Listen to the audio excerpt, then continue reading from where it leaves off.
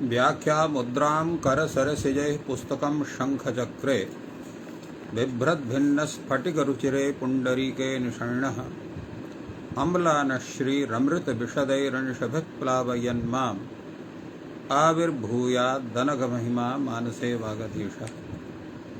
कृष्णाय वासुदेवाय हरये परमात्मने प्रणतक्लेशनाशाय गोविंदाय नमो नमः।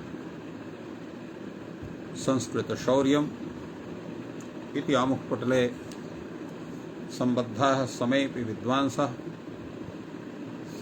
समेऽपि जिज्ञासवः छात्राः सहृदयाः सज्जनाः एतस्य संस्कृत शौर्यम् इति आमुखपटलस्य संस्थापकः प्रबन्धकश्च डॉक्टर राजकुमारः समेषां स्वागतं वर्तते तस्मिन् महाभाष्य व्याख्याने। मान्याः पूर्वदिने आद्गुणहितसूत्रविषये व्याख्यानं सञ्जातमासीत्। अग्रे अष्टाध्याय्यां यत् सूत्रं वर्तते तदस्ति वृद्धिरेचि, किन्तु वृद्धिरेचि सूत्रे भाष्यग्रन्थः नास्ति। अनन्तरं यस्मिन् भाष्यसूत्रे भाष्यग्रन्थः वर्तते तत् सूत्रमस्ति एते धत्यूट्सु। एते धत्यूट्सु इत्यस्मिन् सूत्रे वृद्धिरेचि इति सम्पूर्णस्य सूत्रस्य अनुवृत्तिर्जायते। तथैव एकः पूर्वपरयोः इत्यस्य अधिकारस्य सत्त्वात् अत्र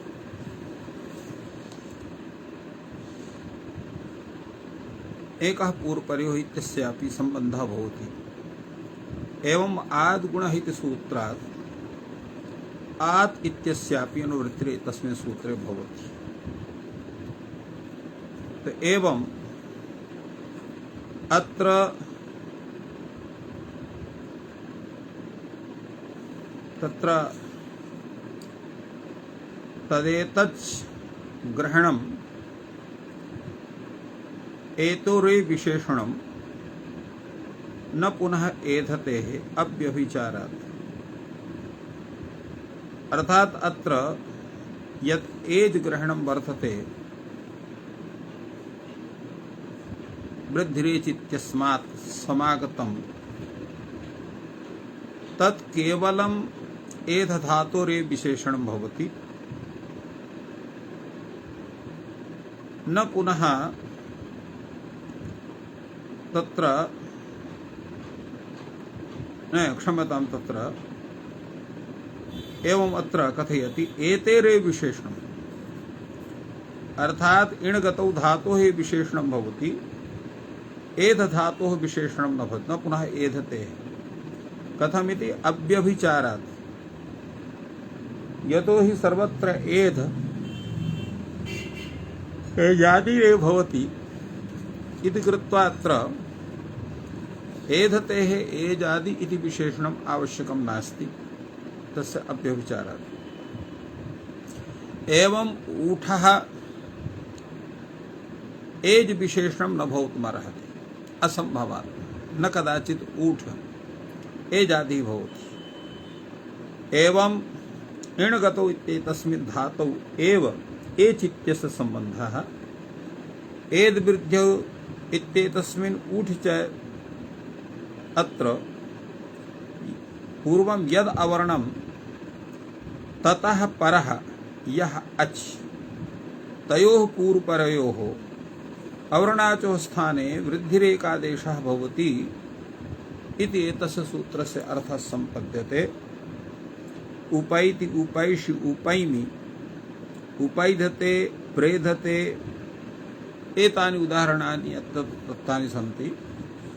पृष्ठौहः पृष्ठौहा पृष्ठौहे एतानि अपि ऊठ ग्रहणस्य प्रयोजनानि दत्तानि।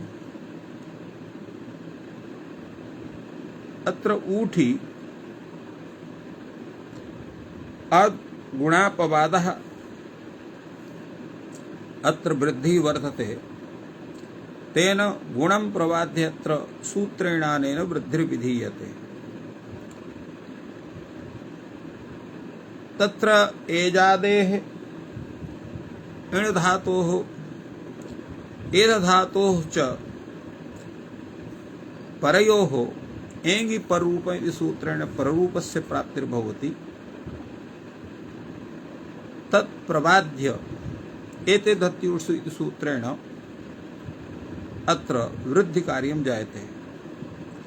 एवं ओमांगोश्च इत्येतत्तु पररूपम् अत्र न बाध्यते।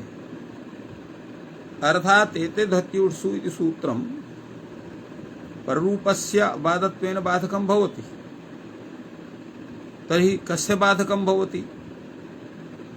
समेषामपि पररूप विधायक शास्त्राणां सामान्य बाध चिन्तया बाधकं भवति आहुष्यत्, कस्यचित् एकस्यैव बाधकं भवति इति विचारणायाम् उच्यते ओमांगोष इत्येतत् पररूपं न बाध्यते अनेन। कथमिति? येन न प्राप्तियो विधिरारभ्यते सतस्य बाधको भवति इति रीत्या पुरस्ताद् बाधा अनन्तरान् विधीन् बाधन्ते नोत्तरान् इति परिभाषया च अत्र एते धत्युषु इति सूत्रम् एङि पररूपम् इत्यस्यैव बाधकं भवति, ओमांगोषि सूत्रस्य बाधकं न भवति। तेन उप आ इतः इत्यत्र अत्र ओमांगोषि इति सूत्रस्य प्रवृत्तिः अत्र भवति। तेन उपेतः इति रूपं सिद्ध्यति। आङ् आ इतः इत्यत्र पूर्वं गुणः अनन्तरम् अन्तादिवच्चितेन आदिवत् भावात् ओमांगोषि सूत्र पररूपे कृते सति उपेतः इति रूपं सिद्ध्यति। यदा च उप इतः इति भवति तदा तु गुणे सति उपेतः इत्येव। अतः एच् इत्यस्यैव अत्र यतोहि उपेतः इत्यस्य रूपद्वयस्य सिद्धिर्भवति। उप उपसर्गात् आङ् उपसर्गात् विशिष्टात् इण् धातुः यदा क्ता प्रत्ययः तदापि उपेतः इति रूपं भवति, किन्तु तत्र पररूपं जायते। किन्तु यदा केवलम् उपपूर्वकात् इण् गतौ धातुः वर्तते तत्र उपैति उपेतः उपयन्ति इति रूपं चलति। तस्य विषये अत्र एतत् अयं प्रयोगः दत्तः वर्तते। एच् इत्येव भवति। अर्थात् यदा एजादिः इण् धातुः भवति तदैव प्रवर्तते अत्र एते धत्युषु इति सूत्रेण वृद्धिकार्यम्, अन्यथा न प्रवर्तते। अतः अत्र उप इतः इत्यत्र इण् गतः धातुः एजादिर्नास्ति इति कृत्वा अत्र वृद्ध्यभावात् गुणः भवति। तेन उपेतः इति रूपं सिद्ध्यति। अक्षादूहिन्या वृद्धिर्वक्तव्या इति वार्तिकं वर्तते। अर्थात् अक्षशब्दात् ऊहिनी शब्दे परे अत्र पूर्वपरे स्थाने वृद्धिरेकादेशः भवति। तेन अक्षौहिणी इति रूपं जायते। एवं स्वादीरेरिण्योर्वृद्धिर्वक्तव्या इति अपरं वार्तिकं वर्तते। तेन स्वशब्दात् ईर शब्द ईरिणी शब्द अनयोः परयोः अत्र वृद्धौ सत्यां स्वैरं स्वैरिणी इति रूपं जायते। एवं प्रादुहोढोढ्ये शैषेषु वृद्धिर्वक्तव्ये इति अपरं वार्तिकं वर्तते। यस्य वार्तिकस्य प्रौढः प्रौढी प्रैषः प्रैष्यः एतानि उदाहरणानि अत्र दत्तानि सन्ति। एवं अपरमपि वार्तिकम् अत्र वर्तते। ऋते च तृतीया समासे अवर्णाद् वृद्धिर्वक्तव्या इति।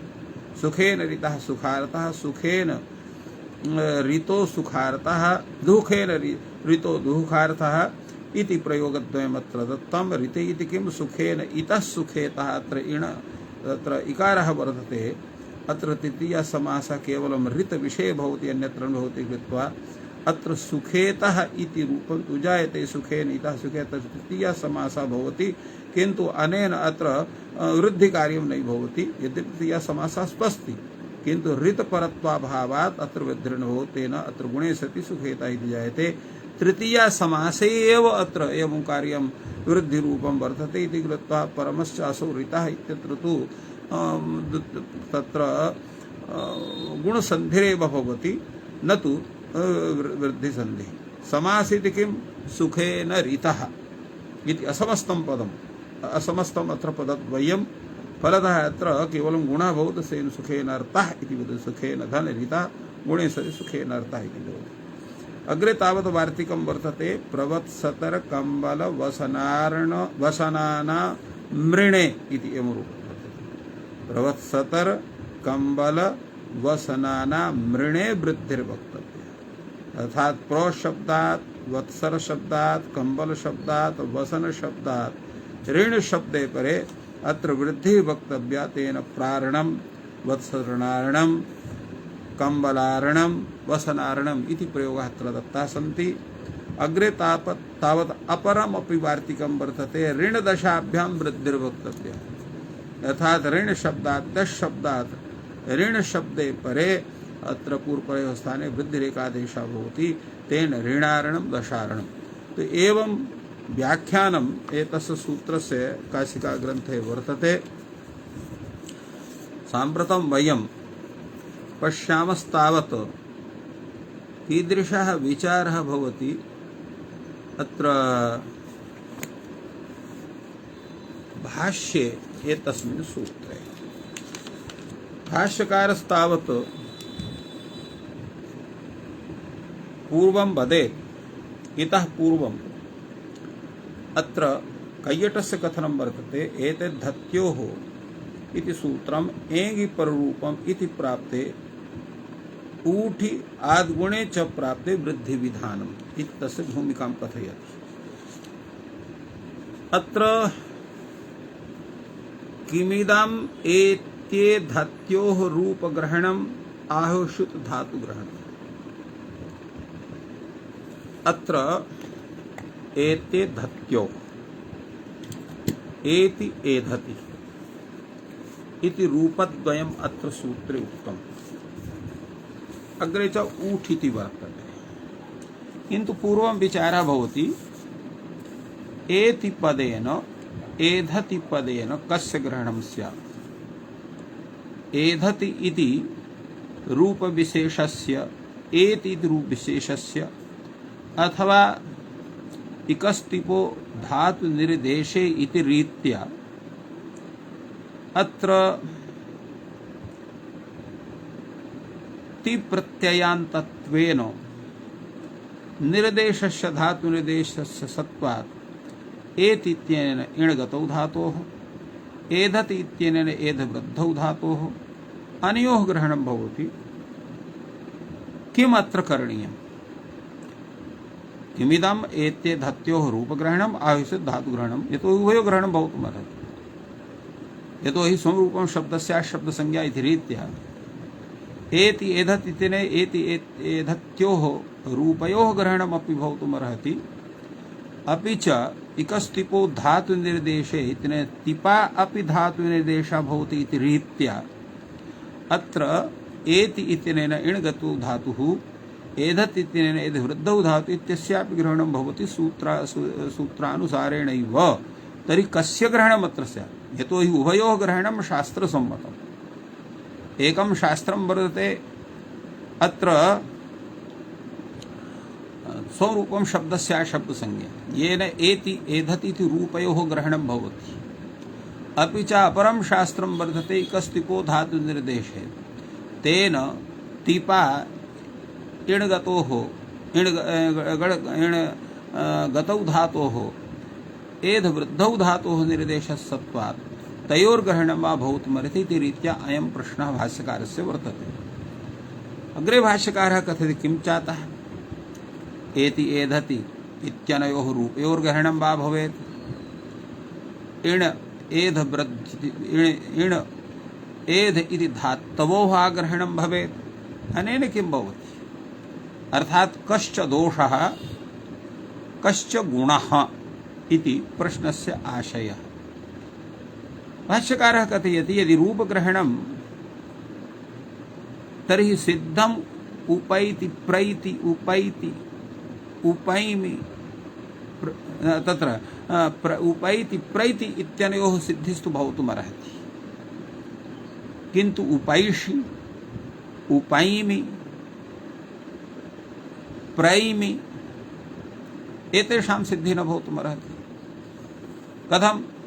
तत्र एति इति रूपपरत्वाभावः, तत्र एषि इति रूपं वर्तते वा एमि इति रूपं वा वर्तते, न तु एति इति रूपं, तर्हि वृद्धिर्न स्यात् अत्र। तर्हि कश्चन कथयेत् भवतु नाम अनेन सूत्रेण वृद्धि वृद्धिरेचिति सूत्रेण वृद्धि स्यात्, तर्हि तत्कथनम् अविचारितरमणीयं वर्तते। यतो हि तत्र एङि पररूपेति पररूपे सति उपेशि उपेमि इत्येव रूपं स्यात्, न तु उपैषि उपैमि इति रूपं स्यात्। अस्माद्धेतोः अत्र दोषः एव वर्तते। यदा धातुग्रहणम् अस्माभिः क्रियते तदा इणधातुः एजादिः इणधातुः तत्र स्वीक्रियते। तत्र यथा एजादित्वम् एति इति वर्तते तथैव एषि इत्यपि वर्तते, एम् इत्यत्रापि वर्तते इति कृत्वा तत्रापि वृद्धौ सत्याम् उपैति उपैषि उपैमि प्रैमि प्रैति प्रैषि एतेषां समेषामपि रूपाणां सिद्धिर्भवति। अतः धातुग्रहणम् अत्र करणीयम्। अथ धातुग्रहणं सिद्धमेतद्भवति। किं तर्हि इति पुनः प्रश्नः भवति। अत्र कैयटस्य किञ्चित् चिन्तनं वर्तते, तदपि अवलोकनीयम् अस्माभिः। किमिदमिति विषये अत्र प्रतीकमादाय कैयटः विचारयति। एतिः एव अत्र विचार्यते। एधेः स्तु आत्मने पदित्वात् रूपग्रहणाभावः, यतो हि तत्र एधते इति स्वरूपं वर्तते। रूपग्रहण विषये एति इत्यैव केवलं चिन्तनं भवितुमर्हति।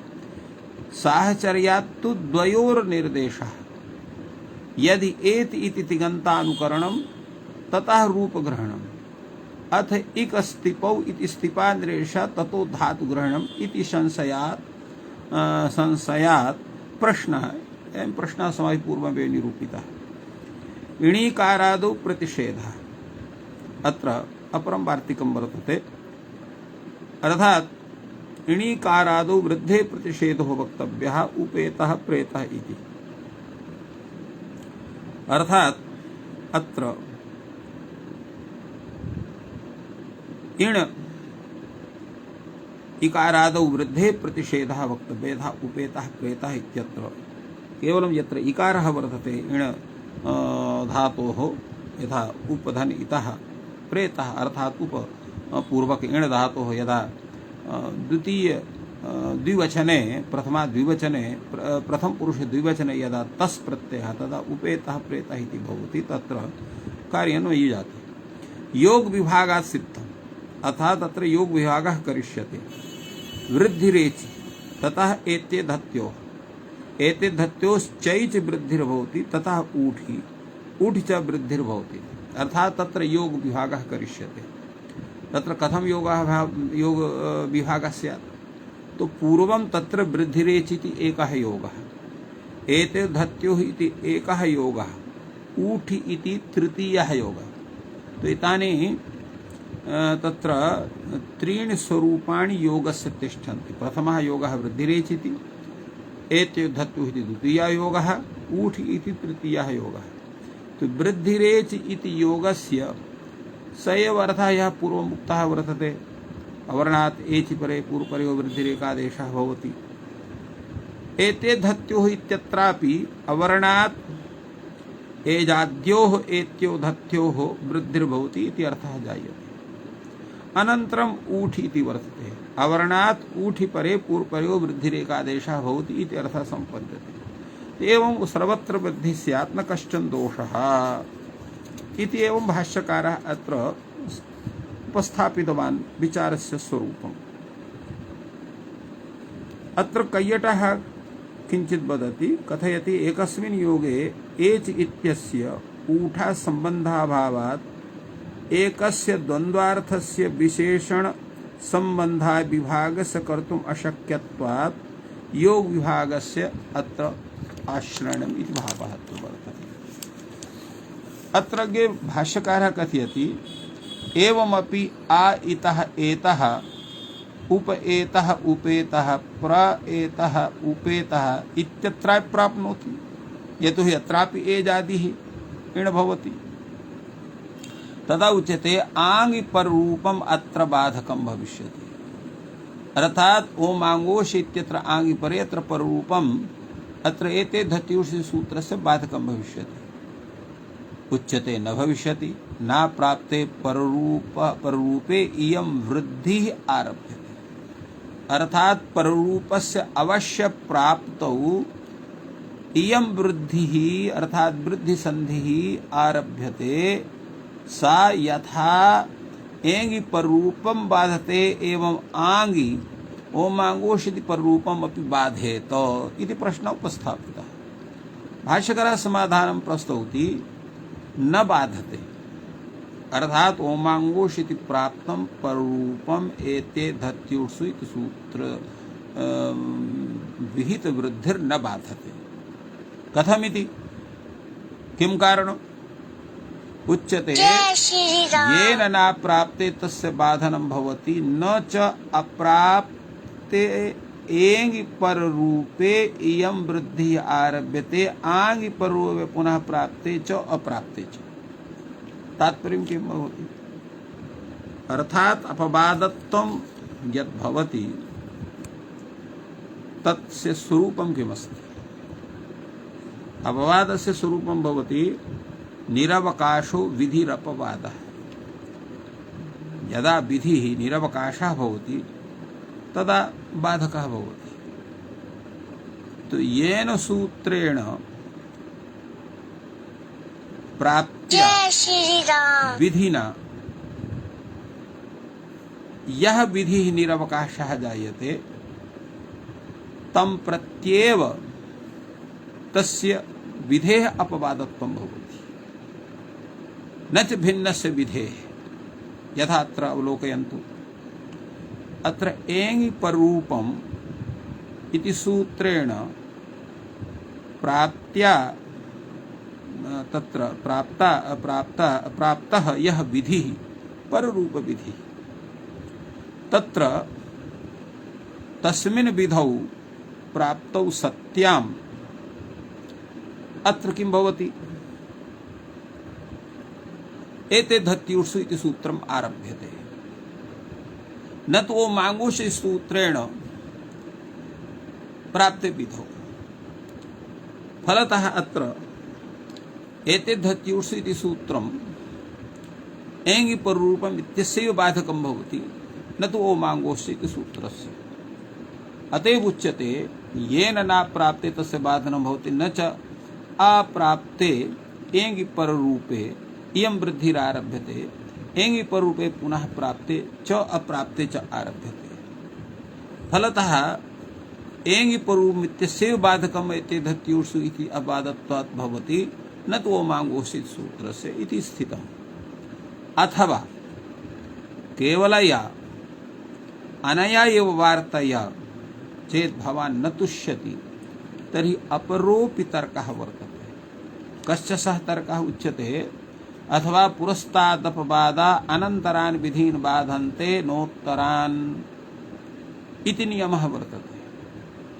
एत्यो धत्युषु इति सूत्रम् किं वर्तते? अत्र अपवादशास्त्रं वर्तते, पुरस्ताच्च पठितः वर्तते, अतः अनन्तरान् विधीन् बाधन्ते, अनन्तर पठितान् अनन्तरान् अव्यवहितान् विधीन् बाधन्ते, न तु तत्र व्यवहितान् अव्यवहितान् बाधन्ते न व्यवहितान्। तत्र अव्यवहितः विधिः कः वर्तते? तत्र एंगि पररूपे इति प्राप्तं पररूपकार्यं, तो तं विधिं बाधते। तत्र व्यवहित विधिः भवति ओमांगोषि सूत्रेण प्राप्तः पररूपविहितस्य बाधकं न भवति। फलतः इदं तत्र एते धत्यूर्षु इति सूत्रम् अत्र एङ्गि पररूपम् इति सूत्रमेव बाधते, ओमाङ्ग इति सूत्रं न बाधते इति सुस्थम्। एवं रूपेण अत्र विचारः सञ्जातः। कार्यं किं वर्तते, अत्र बाध सामान्य चिंता पक्षः, बाध विशेष चिंता पक्षश्च। तो यादृशं कार्यं तादृशं बाधनं भवति। यदा बाध सामान्य चिंतया एव तत्र लक्ष्यस्य सिद्धिः भवितुमर्हति, तर्हि बाध सामान्य चिंतया सर्वस्य बाधकं भवति। चेत् बाध विशेष चिंतैव लक्ष्य सिद्धिर्जायते, तर्हि बाध सामान्य चिंता पक्षः नैव अंगीक्रियते। अतएव अत्र कैयटः प्रतिपादयति कार्य विशेष चिंतायां सर्व विषय व्यापी बाधस्य अन्यायत्वात्।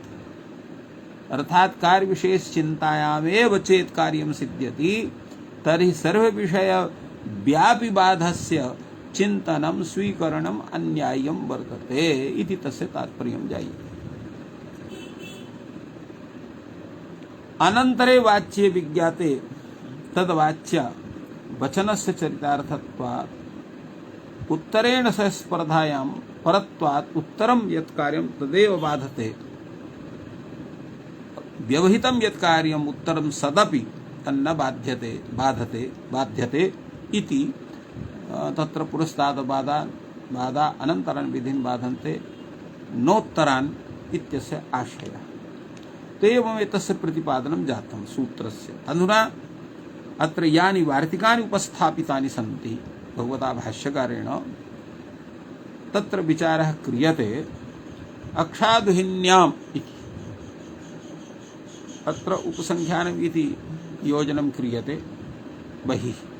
बहिर्नाम भाष्यात् बहिः यदा एतेषाम् उपयोगः भवति। अतएव सिद्धान्तकौमुद्यादिषु तत्र अक्षादुहिन्याम् उपसंख्यानमिति तत्र योजितं वर्तते। अक्षात् अर्थात् अक्षशब्दात् ऊहिनी इति शब्दे परे पूर्वपरः स्थानो वृद्धिरेकादेशः भवति। प्रयोगः अत्र अक्षौहिणी इति वर्तते। अक्षात् ऊहतेः अवश्यम् इत्यावश्यके अत्र णिनि ऊहिनी अत्र ऊह धातोः अत्र णिनि प्रत्ययः वर्तते, तेन स्त्रियाम् ऊहिनी इति भवति। अक्षशब्दात् ऊहिनी शब्दे परे अत्र वृद्धिरेकादेशः अत्र पूर्वपदात् संज्ञाया मगः इति सूत्रेण अत्र णत्वं, तेन अक्षौहिणी इति तत्र शब्दः निष्पद्यते। अग्रे वार्तिकं भवति प्रादुः ढोढ्य शैषेषु प्र इत्युपसर्गात् ऊह शब्दः, ऊह शब्दे ऊढ शब्दे ऊढ शब्दे एष शब्दे च परे अत्र वृद्धिरूपः एकादेशः भवति। अत्र ऊह इत्यत्र ऊहः इति शब्दः वर्तते। अत्र ऊहति तर्कते तर्कति तर्कं करोति इति ऊहः अत्र अच् प्रत्ययः। ऊढ इत्यत्र क्ता प्रत्ययः, ऊढि इत्यत्र इक्तिन् प्रत्ययः। अत्र इषु इच्छायाम् इति धातुः अस्मात् तत्र घञ् प्रत्ययः एषः। एष इत्यत्र यत् तत्र यत् प्रत्ययः एष्यः अत्र वर्तते। एवं रूपेण एतानि रूपाणि ऊहादीनि वर्तन्ते। तत्र परशब्दात् ऊह ऊढ ऊढ एष एष्य इति शब्देषु परेषु अत्र पूर्वपरयोः स्थाने अत्र वृद्धिर्भवति। अनेन वार्तिकेन तेन प्रौहः प्रौढः प्रौढिः प्रैषः प्रैष्यः एवं एतस्य स्वरूपं जायते। एवं अग्रे तावत् स्वादिरेरिणोः इति वार्तिकं वर्तते। स्व इति शब्दात् ईर् इति शब्दे ईरिन् इति शब्दे परे पूर्वपरयोः स्थाने वृद्धिरेकादेशः भवति। तेन स्वैरी स्वैरिणी श्वैरी वा इति भवति। श्वैरः श्वैरी श्वैरिणी इति सर्वं जायते। अत्र अग्रे ईरिन् ग्रहणं शक्यं कर्तुम्। अत्र ईरिन् इत्यस्य ग्रहणं न करणीयं, केवलं स्वादीरे स्वादीरे इत्येव सूत्रं स्यात्। ईरिन् इति शब्दस्य ग्रहणं किमर्थम्? प्रश्नः भवति, यदा ईरिन् इत्यस्य ग्रहणं न स्यात् तर्हि स्वैरी इति शब्दस्य साधुत्वं कथं स्यात्? उच्यते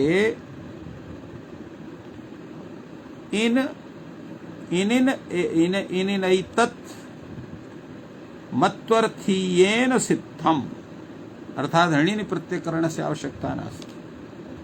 अत्र स्वैर इति शब्दः सिद्ध्यति। स्वैरः अस्ति इति स्वैरी, स्वैरीत्येन अत्र स्वैर इति शब्देनैव अत्र सिद्धि भवितुम् अर्हति। किमर्थमत्र ग्रहणम् इति विचारः।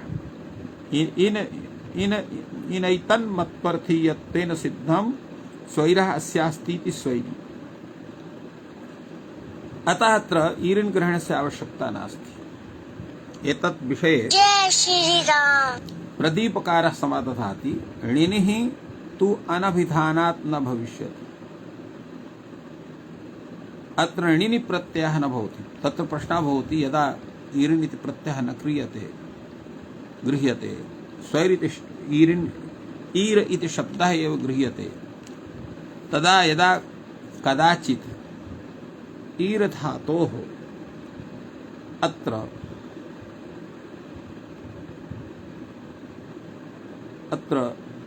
ऋणिन प्रत्ययः स्यात्, तदापि अत्र ईरि इति रूपं भवेत्। तदा तु गुणः स्यात्, तेन स्वेरी इति रूपं स्यात्, स्वैरी इति न स्यात्। तत्र किं करणीयम्?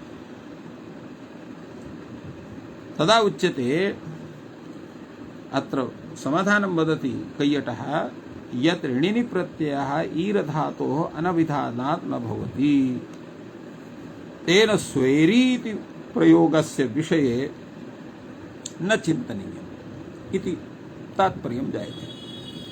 अग्रे तावत् अपरं वार्तिकं वर्तते, ऋते च तृतीया समासे। ऋते च तृतीया समासे वृद्धिर्वक्तव्या, अर्थात ऋत शब्देन सह यत्र तृतीयान्तस्य शब्दस्य समासः भवति तदा अत्र वृद्धिर्जायते पूर्वपरयोः स्थाने। यथा सुखेन ऋतः दुःखेन ऋतः, अत्र सुख ऋत दुःख ऋत अत्र तृतीया तत्प्रतार्थेन गुणवचनेन इति सूत्रेण समासे सति अत्र सुखार्थः दुःखार्थः भवति। ऋत इति किं? सुखेतः दुःखेतः, अत्र इत शब्दः वर्तते, तत्र न भवति। तृतीया ग्रहणं किं? परमार्थः अत्र कर्मधारे समास इति सुखेन ऋतः इत्यत्र वाक्यं वर्तते, अतः अत्र प्रवृत्तिर्न जायते।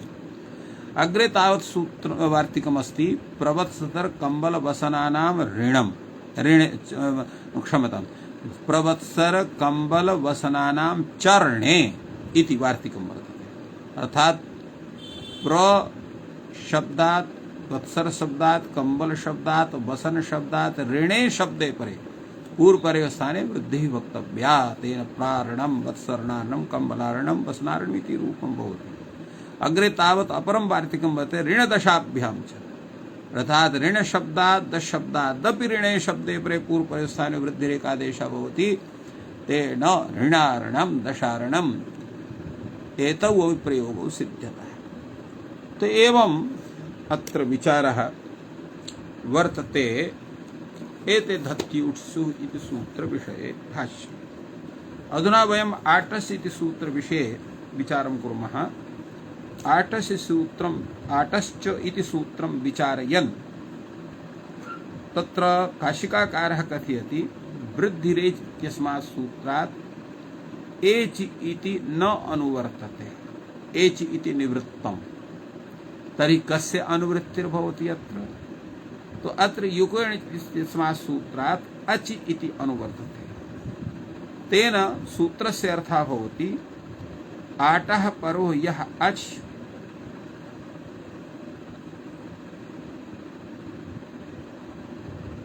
एवं अचि च पूर्वः यः आठ तयोः पूर्वपरयोः आडचोः स्थाने वृद्धिरेकादेशः भवति। आटा परो यः अच भवतु, अचि च पूर्वः यः आठ भवतु, उभयोः पूर्वपरयोः स्थाने आडचोः स्थाने वृद्धिरेकादेशः भवति। यथा ऐक्षिष्ट, ऐक्षत, ऐक्षिष्यत, औभीत, आर्घ्नोत, औभजीत। जय श्री राम। आठ पूर्वं वर्तते सर्वत्र, अतः आठस्थितिने वृद्धि सति अत्र एवं कार्यं जायते। चकारः अधिकविधानार्थः, अत्र आठस्थिति चकारः वर्तते, अतः अधिकविधानार्थः। किमर्थम्? उसी ओमांगोष इति पररूप बाधनार्थः। तेन औश्रीयात् औंकारीयात् अत्रापि वृद्धिर्भवति। एवं आ ऊढ़ा ओढ़ा तामैच्छत् औठीयात् अत्रापि वृद्धिर्भवति अनया रीत्या आटस्य इति सूत्रेण। तो एवं विचारः आटस्य इति विषये काशिका ग्रन्थे समागतः। भाष्ये तावद् वयं पश्यामः कीदृशः विचारः वर्तते। अत्र भाष्यकारः चकार विषये एव चिन्तयति अधिकतया। किमर्थः चकारः? तदा कथयति वृद्धेः अनुकरणार्थः वर्तते। वृद्धेः अनुवृत्तिरत भवतु एतदर्थम् अत्र चकारः वर्तते। अर्थात् आटोचि परे वृद्धिरेकादेशः स्यात्। तदा उच्यते नैतदस्ति प्रयोजनम्, एतत् प्रयोजनं न भवितुमर्हति। प्रकृता वृद्धिरनुवर्तिष्यते, अर्थात् प्रकृतसूत्रादेव पूर्वसूत्रादेव उपदिष्टात् सूत्रादेव वृद्धिपदस्य अनुवृत्तिरत्र स्यात्। किमर्थमत्र चकारग्रहणम्? प्रकृता वृद्धिरनुवर्तिष्यते इदं तर्हि आटोचि वृद्धिरेव यथा स्यात्। यदन्यत् प्राप्नोति तन्मा भूत् इति एतस्य तात्पर्यं वर्तते। तर्हि किञ्चान्यत् प्राप्नोति? पररूपम्। उसी ओमांश्वाटः पररूप प्रतिषेधं चोदयिष्यति, स न वक्तव्यः। अर्थात् तत्र ओमांगोष सूत्रेण प्राप्तः यः प्राप्तं यत् पररूपकार्यं तदपि बाधते। अनेन एतदर्थम् अत्र चकारः अत्र कृतः वर्तते। तो इत्थम् एवं विचारः अत्र आटस्य इति सूत्रे भाष्ये विहितः। अधुना वयम् उपसर्गादृति धातौ इति विषये चिन्तयामः। उपसर्गादृति धातौ इति विषये तावत् काशिकाकारः कथयति आद्गुणः इति सूत्रात् आत् इति अनुवर्तते। तेन अवर्णन्तात् उपसर्गात् ऋकारादौ धातौ परतः पूर्वपरयोः स्थाने वृद्धिरेकादेशो भवति इति सूत्रस्य आशयः। एतत् सूत्रमपि आद्गुणः इत्यस्य अपवादः तेन उपार्च्छति प्रार्च्छति एवं तावत् उपार्घ्नोति उपार्घ्नोति इत्यादि रूपाणि सिद्ध्यन्ति। उपसर्गात् इति पदं सूत्रे कथमस्ति इति एतस्य विषये वदति। खट्वर्च्छति, मालार्च्छति, प्रगता रिच्छका, प्रच्छका, प्रगता रिच्छका, अस्मात् देशात् इति प्रच्छको देशः। तो एषु स्थलेषु अत्र वृद्धिकार्यं न भवेत् इति कृत्वा अत्र उपसर्गात् इति ग्रहणं कृतं वर्तते। तर्हि प्रश्नः भवति, प्रगता रिच्छकः प्ररिच्छकः इत्यवस्थायाम् अत्र तु रिच्छ धातुः परे भवति, प्र इति सर्गः भवति। तर्हि अत्र कथं वृद्धिरेकादेशः न भवति? तदा उच्यते यत् क्रियायुक्ताः प्रादयः तं प्रत्येव उपसर्गसंज्ञकाः भवन्ति।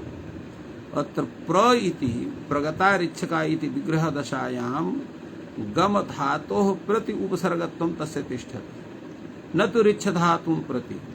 फलतः अत्र गम क्रियायुक्तः प्र इति गम धातुं प्रत्येव उपसर्ग संज्ञकः रिच्छ धातुं प्रति उपसर्ग संज्ञकः न भवति इति कृत्वा अत्र गुणः एव जायते न तु उपसर्गाद्रि धातु इति सूत्रेण वृत्तिः। एवं अग्रे तत्र प्रश्नः भवति ऋतीति किम्?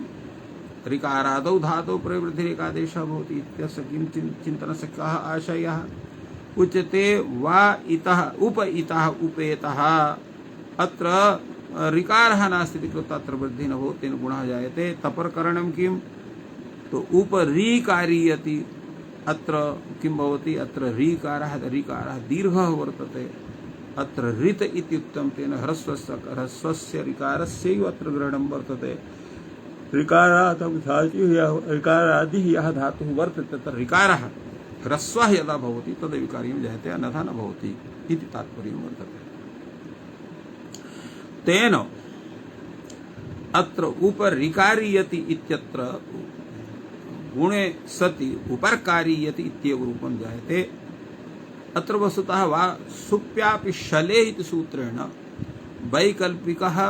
वैकल्पिकं वृद्धिकार्यं जायते। तेन उपरकारीयति उपारकारीयति रूपद्वयं सिद्ध्यते। उपसर्गग्रहणादेव धातुग्रहणे सिद्धे अत्र यद् धातुग्रहणं वर्तते तत् शाकल्यनिवृत्त्यर्थम् अर्थात् शाकल्य मतेन यत्र वैकल्पिकं कार्यं भवति वा शुप्यापि शलेः इति सूत्रेण क्षम्यतां तत्र शाकल्य विषये अपरं सूत्रं वर्तते तद्वारणाय एतत् कथनमस्ति। यतोहि तत्र यत् कार्यं जायते तद् विषये अत्र चिन्तनीयमस्ति।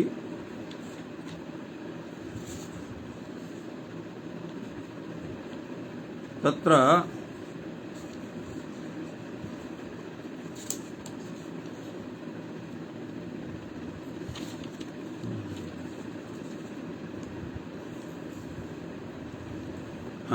एवं तत्र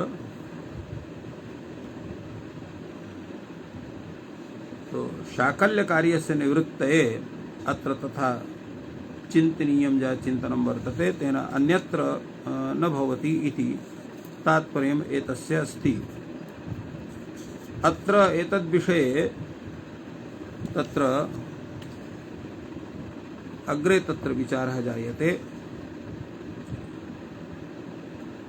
तत्र प्रश्नः भवति शाकल्यकार्यं किम् अस्ति? तदा उच्यते इको सवर्णे शाकल्यस्य ह्रस्वस्य इति सूत्रं ऋत्यकः इति सूत्रं। तर्हि ऋत्यकः इति सूत्रस्य अत्र प्रवृत्तिर्न स्यात्। एतदर्थम् अत्र उपसर्गग्रहणम् अत्र वर्तते। उपसर्गग्रहणादेव धातुग्रहणे सिद्धे धातुग्रहणं किमर्थं वर्तते? शाकल्यनिवृत्त्यर्थम् अर्थात् ऋत्यकः इति सूत्रेण तत्र प्रकृतिभावः न प्राप्नुयात् एतदर्थम् अत्र धातुग्रहणमपि वर्तते।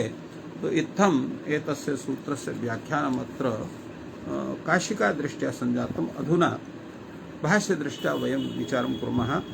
उपसर्गाद्रि धातु इति सूत्रे पूर्वं धातुग्रहण विषये चिन्तनं वर्तते। धातु इति किमर्थम्? इहमाभूत् प्रषभं वनम् अत्र दत्तं वर्तते। अत्रापि प्रषभं वनं प्रगताः प्रकर्षेण अन्यत्र गतवन्तः ऋषभाः यस्मात् वनात् तद्वनं प्रषभं वनम्।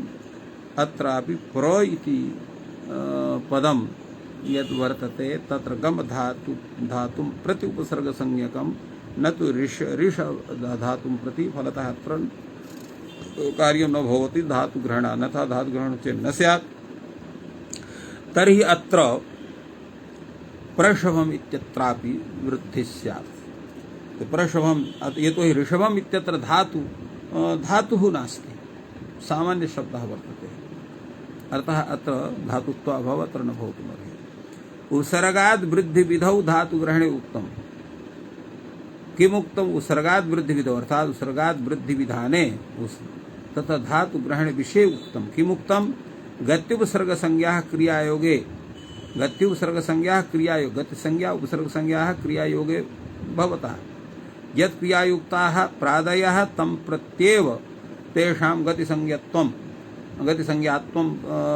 उपसर्गसंज्ञात्वं भवति इति कथनस्य आशयः। क्रियमाणेऽपि धातुग्रहणे प्रच्छकः इति प्राप्नोति। तदा विते यत् क्रियायुक्ताः प्रादयः तं प्रत्येव उपसर्गसंज्ञा भवन्ति इति कृत्वा प्रगताः ऋच्छकाः यस्मात् इति प्रार्थकः इत्यत्र यः प्र इति सः गम धातुं प्रति उपसर्गसंज्ञा न तु ऋच्छ धातुं प्रति यस्मात् हेतोः अत्र न दोषः।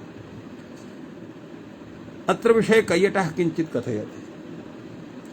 स कथयति उसर्गेणैव धातोः आक्षेपात् धातुग्रहणं न कर्तव्यं यत्र च उपसर्गत्वं न संभवति तत्र उसर्गग्रहणेन प्रादयः लक्ष्यन्ते यथा नासिकायाः न सभावः भावविधौ न तु संभवति उपसर्गत्वे तदा एवं उक्तं वर्तते।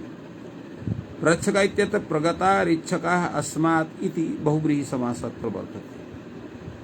अग्रे तावत् एतद्विषये धातुग्रहणस्य अपरं प्रयोजनम् अत्र वक्ति भाष्यकारः। इदं तर्हि प्रयोजनम् उसर्गात् धातौ वृद्धिरेव यथा स्यात् यद् अन्यत् प्राप्नोति तन्मा भूत् एतदर्थम् अत्र धातुग्रहणं विद्यते।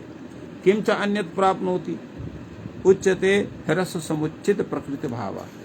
केन सूत्रेण ऋत्यकः इति सूत्रेण तेन ऋत्यकः इति सूत्रेण अत्र ह्रस्वमुच्चित प्रकृति भावो न भवेत् इति कृत्वा अत्र धातुग्रहणं कृतम्।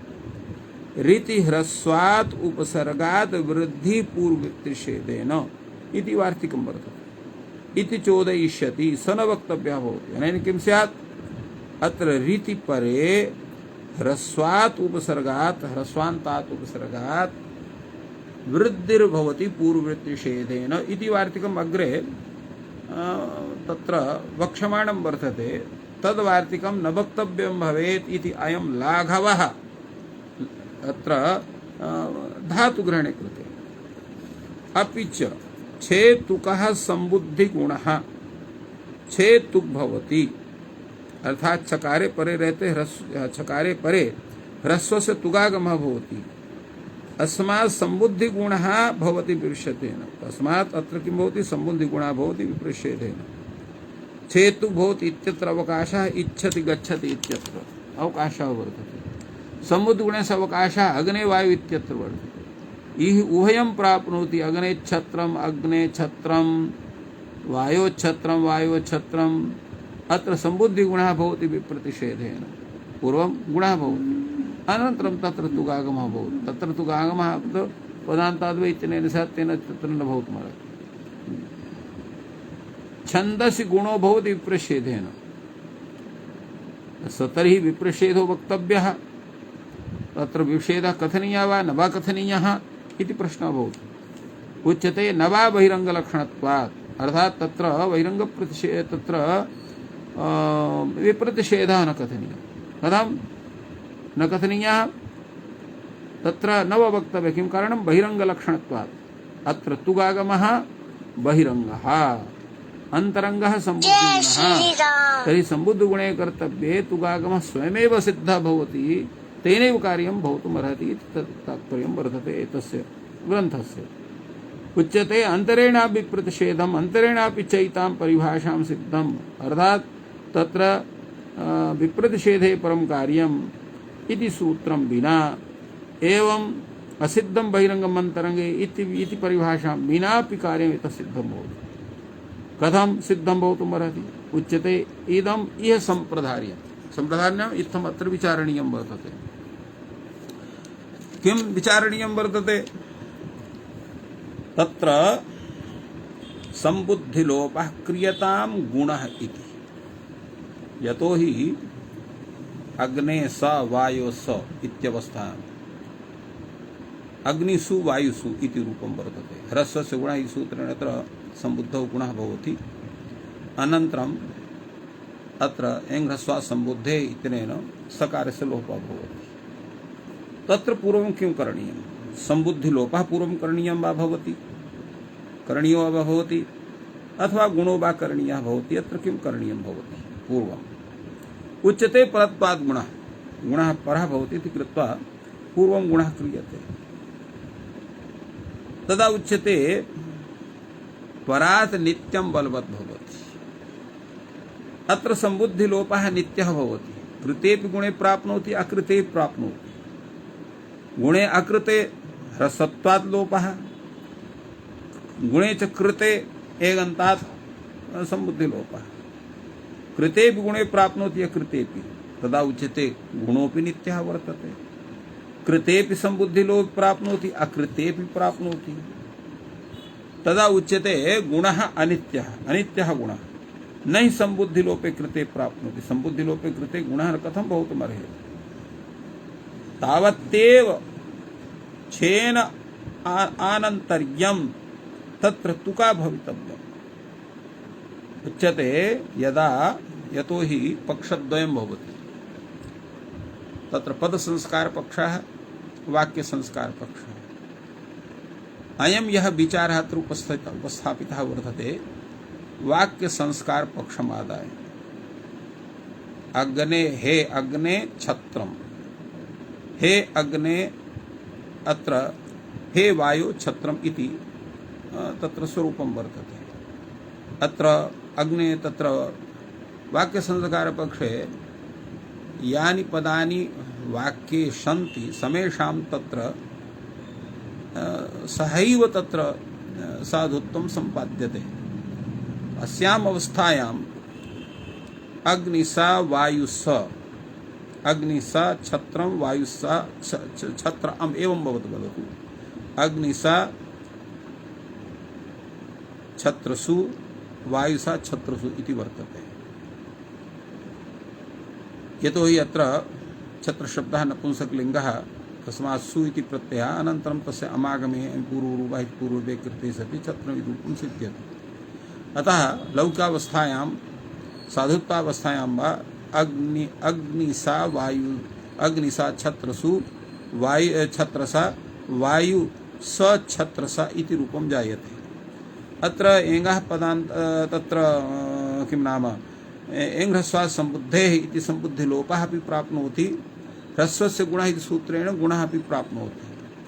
तो यदा वयं पूर्वं लोपः क्रियते तदा अत्र छेच इति सूत्रेण अत्र तुगागमे श्चुत्ते कृते सति अग्निछत्रं वायुछत्रम् इति रूपं स्यात्। यदा च पूर्वं सम्बुद्धिलोपः क्रियते तदा एवं दोषः। यदा पूर्वं गुणः क्रियते तदा दोषः न भवति।